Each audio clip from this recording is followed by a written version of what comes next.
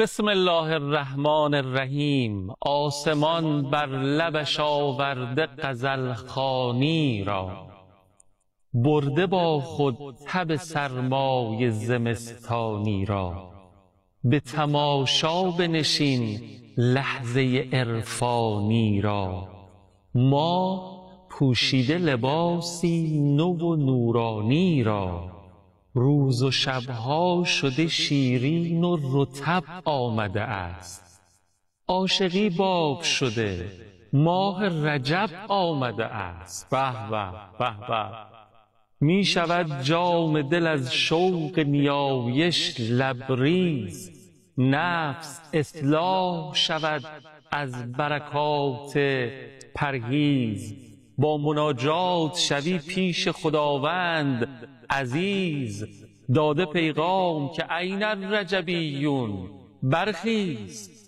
سعی کن ناب شود غمزه و نازت با عشق، تا مهیا بشود برگ جوازت با عشق، تا شود زمزمه راز و نیازت با عشق.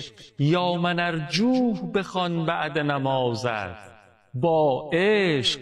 دل خود را نگذاری که بماند بیمار، شب به شب رنگ و لعابی بده با استغفار. ای جانم روح خود را بده با عشق و ارادت پرواز. وقت دلدادگی آمد شده بیدار آغاز، شده مسرور مدینه شده خرسند حجاز. پنجمین بار خداوند رسانده است اعجاز، نغمه هلهله از مجلس افلاک رسید. اول ماه رجب هست مصادف با عید، آمد آن عشق که با علم مزین شده است. چشم آیات و احادیث چه روشن شده است، قلمش صاحب ادعیه متقن شده است. محض دیدار رخش نرخ معین شده است، هست هم نام پیمبر شده آیینه ذات. نرخ دیدار رخش هست هزاران صلوات. بوسه باران شده آن دست که بخشنده شده، آن که از سمت خداوند نماینده شده. سائل از لطف همین ثانیه شرمنده شده، محضر حضرت باقر که شکافنده شده. کاش بشکافد و از سینه بگیرد دل را، کاشکی رد نکند هدیه ناقابل را.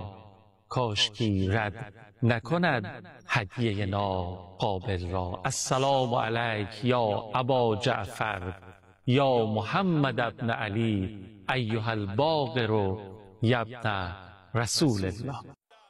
اللهم صل علی محمد و آل محمد و عجل فرجهم. خداوند عزیز سلام کردن را دوست دارد، بنابراین سلام به روی ماهتون. این عبارت راجع به سلام از عزیزی است که امشب شب تولدشونه، یعنی هفتمین معصوم و پنجمین امام و افتخار شیعه امام باقر شکافنده علوم علیه السلام. امشب رو که یک شب بسیار نورانی، شب حلول ماه رجب المرجب، شب اول ماه خداست، شب ولادت امام باقر، با همه وجودم به محضر امام زمانم رهبر عزیزم و به همه شما تبریک و تهنیت و شادباش عرض می کنم. شروع فصل طاعت و بندگی رجب المرجب، شعبان المعظم و رمضان المبارک. الهی که هممون پرروزی باشیم، حسابی پرروزی باشیم در خونه خدای مهربونمون و اهل بیت در این فصل طاعت و بندگی، به مدد دعا و نظر پرمهر امام باقر علیه السلام و این دو امامزاده عزیز در حرم مطهر امامزادگان، امامزاده ابراهیم و امامزاده محمد علیهم السلام در شهر مقدس قم. عید شما مبارک باشه. سلام و خیر مقدم و عرض تبریک به استاد سبویی عزیز. خوش آمدید. سلام علیکم. ببخشید من خیلی حرف زدم. ممنونم. بنده هم خدمت شما تبریک عرض میکنم، همینطور خدمت بینندگان محترم عرض سلام و ادب و احترام دارم.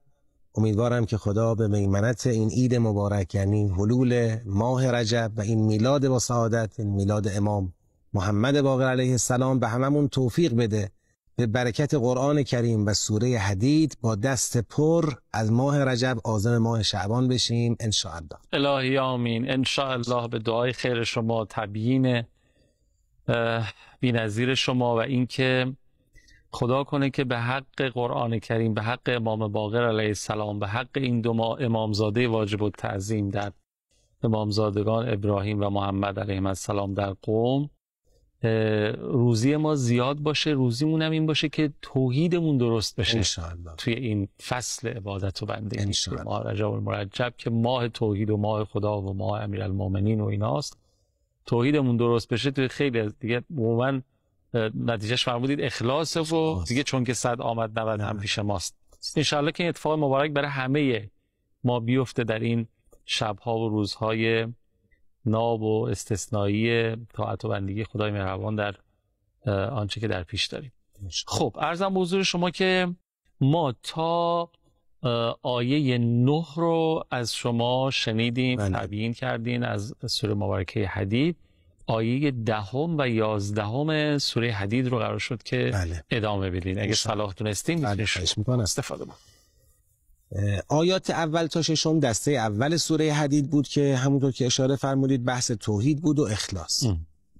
و از آیه 7 تا 11 دسته دوم مباحث سوره حدیده که در بخش اولش ما دعوت به ایمان و انفاق رو دیدیم. فرمود آمنو و انفقو تو آیه 7 فرمود و فرمود اونایی که ایمان و انفاق با هم دارن به اجر الهی میرسن. اون وقت آیه 8 و 9 اون کلمه آمنو رو توضیح داد. آمنو یعنی چی؟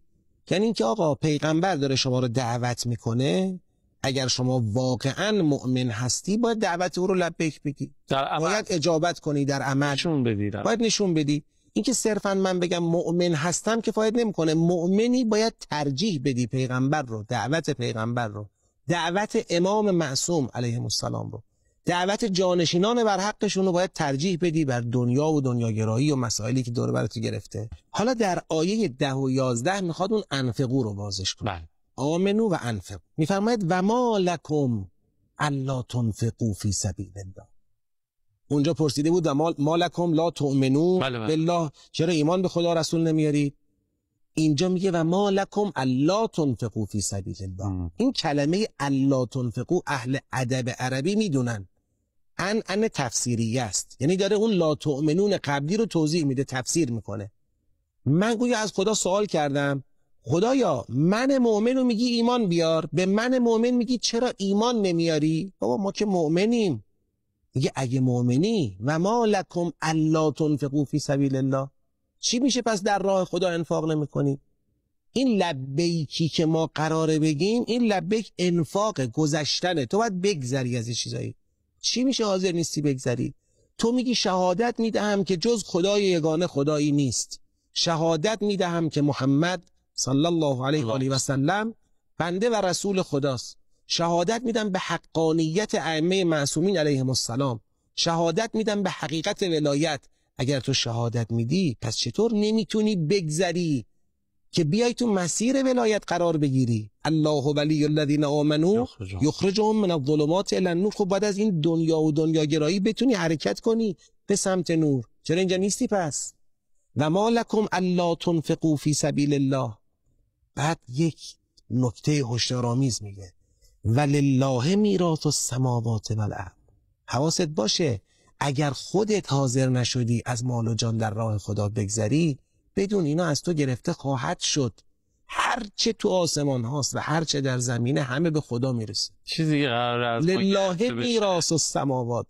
اون اول فرموده بود انفقوا مما جعلکم مستخلفین فیه، انفاق کنید از اون چیزی که شما رو نماینده خودش قرار داد. این مال منه، مالی که در اختیار توست متعلق به من خداست، جان تو هم متعلق به من خداست، تو نماینده منی. من میگم اینطوری تصمیم بگیر، از مال و جانت در راه من بگذر، آماده باش. میگه نمی کنی این کارو، این نمایندگی دائمی نیستا. الان نماینده منی، حق انتخاب و تصمیم گیری در حوزه مال و جانت داری، ولی یه روزی این تمام میشه، هر چه تو آسمان و زمینه به خودم میرسه، خودم دیگه دربارش تصمیم میگیرم. ولله میراث السماوات والارض. دستی را که باز خواهند کرد و وقتی بازش کنن دیگه چیزی گیرت نمیاد، خودت پاس کن و اون چه در عوض به تو داده میشه را بگیر. حالا این نکته بعدیش جالبه. بعد میفهمد لا یستوی منکم. دقت کنید اینجا یه نکته خیلی حساسیه. لا یستوی منکم، لا یستوی منکم، چون نقطه حساسه میخوام بازم یه ویرگول بذارم. بله بریم و برگردیم باز ادامه. لا یستوی منکم. بفهم. اللهم صل علی محمد و آل محمد و عجل. اللهم صل علی محمد و آل محمد و عجل فرجهم. لا یستوی منکم من انفق من قبل الفتح و قاتل اولئک اعظم درجة من الذین انفقوا من بعد و قاتل و کلا وعد الله الحسنى. این به نظر حقیر میرسه یکی از اون بصیرت‌های خیلی خاص تو قرآن کریم همینجاست. میگه ببینید الان وضعیت در یه نقطه‌ایه که پیغمبر کارش افتاده به شما، داره صداتون میکنه. امام معصوم داره میگه بیا کمکم. حجت خدا داره صدات میزنه آقا هر طور شده فرض است، واجب است، باید به جبهه مقاومت کمک بشه. الان کار راه خدا در نقطه‌ای است که تو حضور موثر میتونی داشته باشی با مال و جانت. حالا وقتشه. الان میخرن، خوب میخرن، بیا جلو، مشتری داره. ما خودم بخواد اینو از دست بده. اگر نشستی نگاه کردی ای زمان رو به تأخیر انداختی، میگفتی حالا فردا، حالا فردا، حالا فردا، اون گرهه یه جور دیگه باز شد، بدون تو باز شد. یکی دیگه اومد از جان و مالش گذشت، اون گره باز شد. کسان دیگری اومدن اون پرچم بلند کردن، اون لبیک رو گفتن. حالا گره به هر شکلی باز بشه، یا مثل عاشورا باز بشه که با پرواز امام حسین علیه السلام و اصحاب با وفای اون حضرت اون قله تاریخ فتح بشه، یا نه با یه پیروزی ظاهری دنیایی بخواد اون گره باز بشه، فرق نمیکنه. دیر بیای قیمت کمه ها. اونایی از شما که قبل از فتح یعنی باز شدن گره، یعنی پیروزی، اونایی از شما که قبل از فتح بیان انفاق کنن و قتال کنن، اینجا قتال رو به انفاق هم اضافه کرد، از مال و جان بگذرن، اینا مساوی نیستن با اونایی که بعد فتح بیان انفاق کنن و قتال کنن. اونایی که قبل از گشایش میان وسط اعظم درجتن، اینا درجهشون خیلی با عظمت تره نسبت به کسانی که بعدن مال و جان میارن وسط. البته خدا کریمه ها و کلن وعد الله الحسنى. شما دیرم یادت بیفته بیای باز میخرن ازت، اما قیمت ها فرق میکنه. من یه مثال براش میزنم. یه کسانی قبل از عاشورا لبیک به امام حسین علیه السلام گفتن. چی شد؟ شدن اصحاب سرفراز سید الشهدا علیه السلام که بزرگان تاریخ همه باید پا برهنه به محضر اونها برن، عرض ارادت کنن و خودمونو پیروان اونها میدونیم دیگه، اینا مقتدای ما. یه کسانی هم بعد عاشورا اومدن، تعدادشون هم کم نبود. 5000 نفر یه قیام توابین داشتیم، همه به شهادت رسید. در قیام مختار چه بسیار انسانهای مؤمنی که به شهادت رسیدن. خون یک 6 ماهه‌ای که در روز عاشورا ریخته شده به لحاظ قدر و منزلت و ارزش و تأثیری که در راه خدا گذاشته قابل مقایسه با این هزاران خونی که بعدش ریخته شده نیست. این باز برمیگره به اون بصیرتی که تو جهان، اون بصیرته که بفهمید زمان و مکان، زمان رو از دست ندی. دست کردن، خب این نتیجه دست کردن بود دیگه. در کوفه یک عده‌ای بودن که نیومدن در مقابل امام حسین علیه السلام قرار بگیرن، مثل سلیمان سرد و دیگرانی که اینا به هر حال مریدان اهل بیت علیهم السلام، جزو اولین کسانی که فرهنگ نامه‌نگاری و دعوت به امام حسین رو جا انداخت. سلیمان سرد. و اینا کسایی هم نبودن که در مقابل امام باشن، نه تعلل کردن یا ترس گفتن حالا بذار ببینیم چی میشه، حالا شاید اصلا کار به جنگ نکشید، حالا ایشون نماینده امام، خود امام نظرش چیه معلوم نیست و امثال این صحبت ها. یه وقت دیدن کار از کار گذشته، مثلا کاروان فاتح جنگجویان کوفی دارن با اون کاروان اسرای کربلا وارد شهر میشن، دیگه وقت گذشته بود.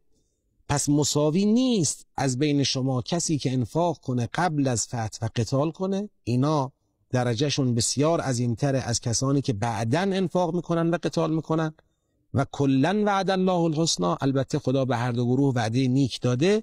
والله بما تعملون خبیر، یه پرانتز مهم باز کنیم و سری ببریم. بله. چه بسا اون 5000 نفر توابین اگر تشخیص درست داده بودن و روز عاشورا امام رو همراهی کرده بودن، اصلا عاشورایی شکل نمی‌گرفت. تاریخ جور دیگری رقم میشه. جور دیگه به داستان. دقیقاً همینه. یعنی یه عدم شناخت و موقعیت نسنجی، ببین چه تبعاتی داره. گاهی اوقات به خصوص در پیچ‌های حساس تاریخی که من یه وقتایی زمان خودمونو از یه جهاتی شبیه میبینم، یعنی یه انقلابی شده، پرچمی برای اسلام بلند شده، کلمه حقی 2 مرتبه بعد از 1400 سال تکرار شده اومده بالا. حالا ما اینجا بخوایم تعلل کنیم در حفظ این پرچم، در رسوندن این پرچم به دست صاحب اصلیش، ما بخوایم تعلل کنیم، مشغول دنیا و مافیها بشیم، همش دغدغمون مسائل مادی عادی باشه، یه وقت ببینیم کار از کار گذشت. و این فرصت تاریخی هم مانند فرصت‌های تاریخی قبلی به نتیجه‌ای نرسید. اون وقت این انسان‌هایی که اینجا این تعلل رو رقم زدن، اینا چقدر سخت خواهند تونست تو قیامت جوابگوی این وضعیت باشن. اینجا که میرسه، حالا خدای دعوت میکنه من ذا الذی یقرض الله قرضا حسنا. حالا کیه اونی که حاضر باشه بیاد جلو به الله قرض بده؟ خدایا تا الان داشتی میگفتی که انفقوا مما جعلکم مستخلفین فیه، اینا مال خودمه، شما نماینده منید. بعد گفتی شما اینا رو انفاق نکنید بالاخره به من میرسه، لله میراث السماوات والارض. حالا داره میگه حالا میگه قرض بده به ما. که مال ما که نیست قرض بده. این کریم بودن خداست. مال خودش را، اونی که مال خودشه، جان من مال اوست، مال من مال اوست، دست من امانته، میگه اونو به من قرض بده. کی حاضر مال و جانشو به خدا قرض بده؟ یه قرض نیکو. قرض نیکو یعنی قرضی که با منت همراه نیست، قرضی که با اخلاص همراهه، اخلاصی که تو همون دسته اول سوره حدید دنبال میشد. اگر کسی این کار انجام بده چی کار میکنم؟ فیضاعفه له، من چندین برابر پسش میده. هم مالش رو توسعه میدم، هم جانش رو توسعه میدم. توسعه جان هم داریم، سوره مبارکه بقره انشاءالله یه وقتی فرصت بشه بحثای انفاق سوره بقره مربوط به توسعه جانه.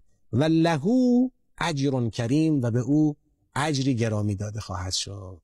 اللهم ارزقنا الهی که این اجر و پاداش گرامی نصیب و قسمت هممون بشه انشاءالله، به برکت ایمان وافر، انفاق وافر، به برکت بصیرت، به برکت جهاد و مقاومت و ایستادگی و ایثار و فداکاری در مسیر حق و بذل جان و مال انشاءالله در مسیر خدای بزرگ و مهربان.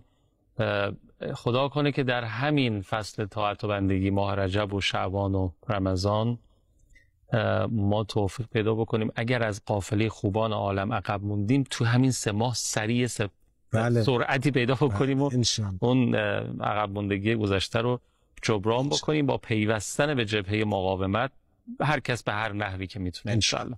خیلی استفاده کردم. سلامت باشید. نکته ندارین؟ ممنونم، متشکرم. محبت دارید. خدا خیرتون بده. خیلی ممنونم که تا پایان برنامه خودتون تماشا کردید. ماه خداست رجب المرجب، شبهاش استثنایی، روزهاش استثنایی، ماه ابرهای بارانزای رحمت الهی، الهی که هممون خیس مهربونی خدا بشیم به برکت توبه و استغفار و اذکار و نمازها و روزهایی که در این ماه طاعت و بندگی که داریم. التماس دعا یا حق. خداحافظ.